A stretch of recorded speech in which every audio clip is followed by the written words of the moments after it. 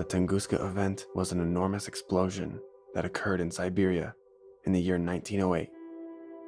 It was the biggest explosion ever recorded on Earth at the time, and is said to have been almost 1,000 times more powerful than the atomic bomb dropped on Hiroshima. It's still a mystery as to what caused the blast, and theories range from a crashing meteorite to Nikola Tesla experimentation, and even to aliens. Nobody knows for sure, but the document that I recently discovered may shed some light on what occurred, and also points to other strange events associated with the blast. My great-great-great-grandfather was a scientist who worked for the Russian Empire's military at the time of the Tunguska Event. He was sent there with a team to investigate rumors of an enormous explosion in the region. He documented what he saw there and hid it away, hoping someone in the future would get a hold of it. I found it in an old chest located in my late grandfather's attic. I've looked into the history of the incident, and there's no recorded evidence of such an expedition. I can speak fluent English and Russian, and I've translated his findings as best as I could.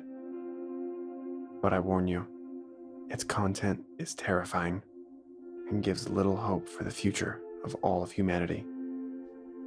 It reads, "Our findings have been deemed classified. We've been told to remain silent. We've been told to never share what we found. But I'm going to list our discoveries here. Maybe these words will be rediscovered later. Maybe they'll be listened to. Maybe things can be changed. I should begin by explaining that the explosion that occurred was not the only mystery that we came upon. A witness in the area claimed to have seen an aircraft miles from the explosion that crashed in the woods. We were eventually able to locate the aircraft, and we were perplexed at what we discovered. The technological superiority was far beyond anything I'd ever seen. We'd witnessed those flying toys that the Russian military plays with. This was beyond that. Some of my team speculated that the British, or possibly Germans, have advanced in technology far beyond what we had imagined. But none of us really believed that. None of us had said it yet, but I'm concerned many of us were already thinking it. This aircraft came from the future.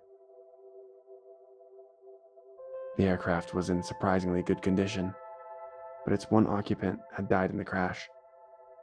It was a female. What was left of the tools and gadgets located in the aircraft appeared as though they were from another planet. There was writing, but none of it was written in the Cyrillic alphabet.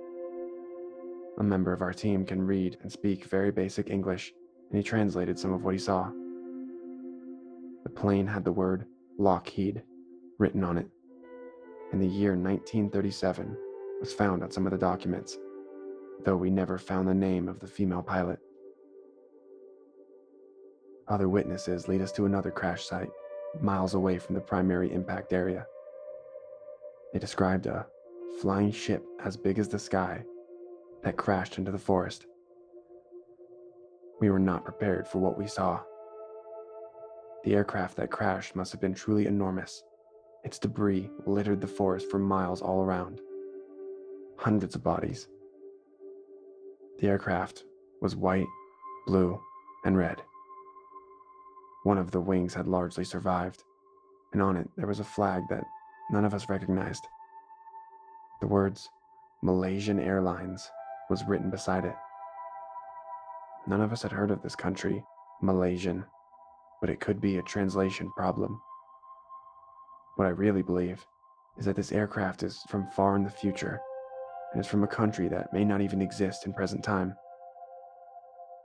We would have liked to investigate the crash site further, but word had reached to us that there were 2 foreign men found who had somehow survived the explosion. These men had somehow made their way to a village almost 100 miles away from the blast site. The flag on their uniform looked similar to the flag of the United States of America. When they saw us in the military uniform we wore, they immediately looked concerned. They repeatedly asked what the current year was. The one member of our team who spoke some basic English tried his best to communicate, but the language gap was very wide. The American men were very distressed to hear that the current year was 1908. They claimed that they came from the year 1965. When we asked them about the explosion in the area, they once again looked very uncomfortable. The last thing they remembered was flying over the Pacific Ocean. They reported a lot of shaking, flashing lights, and loud, rumbling sounds. Then out of nowhere, they were somehow flying over the forest, here in northern Russia. The men claimed to have jumped out of the aircraft wearing devices that allowed them to safely fall from the sky. Their plane continued flying for many miles before crashing. They claimed that a weapon from the future was attached to their aircraft, a bomb that could destroy an entire city. They claimed it couldn't have activated when the plane crashed. They don't know how that occurred, but that it appears to be the cause of the explosion in the Tunguska region. I know it's difficult to believe, but it appears to have been caused by a devastating weapon from the future. The last thing we found, and by far the most worrying, were 3 other men, hundreds of miles away, who claimed to come from the year 2018. These men claimed to be from the nation of China. One of them spoke English very well and spoke with our translator. We asked them about the bomb that caused the massive explosion in the Tunguska region. They said they were aware of such bombs. They said that the world they lived in had been devastated by the detonation of thousands of these bombs, that they were flying over the Pacific Ocean with no real destination when they went through a similar experience as the American soldiers. They also somehow jumped safely from their aircraft and found their way to a small village. We told our translator to ask the Chinese men how they plan on getting back to their own time. One of the men responded and then began to cry. When we asked for the translation, we were told they have no home to return to. That's the extent of our experiences in the Tunguska region. When we presented our findings to our superiors, we were told to never speak of such things again, under punishment of death. I don't know why they want to hide this information, but other than myself, there's nobody left alive who knows the real version of the events. My entire team became ill with some mysterious sickness. I myself don't think I have much longer. But if you find this letter sometime in the future, try and change what's going to happen. I've seen the devastation caused by one of those futuristic weapons. Apparently, thousands of them drop in the year 2018, ending all human civilization.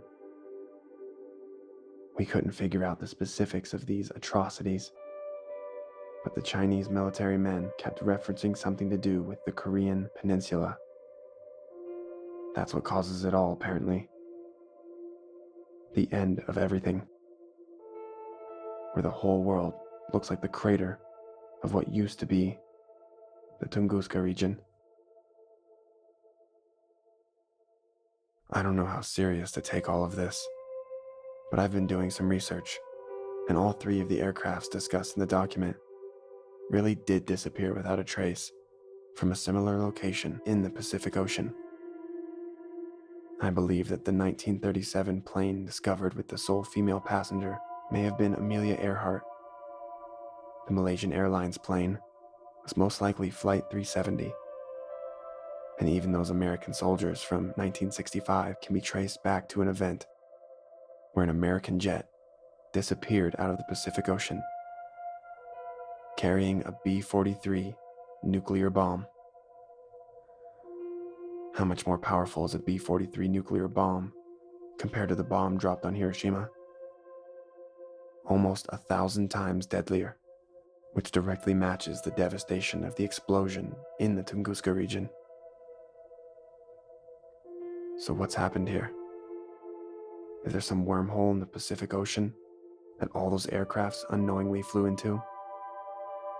Does that wormhole transport them all to 1908 Siberia? And are there other aircrafts that flew into this wormhole that weren't discovered?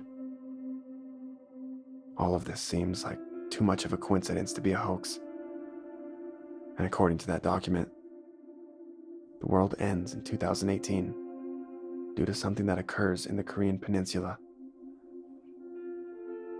I read the news these days and see the nuclear testing, the Security Council meetings, the sanctions, the threats, the sensationalism. And the more I read it, the more I think it's all over for us. Next year, in 2018.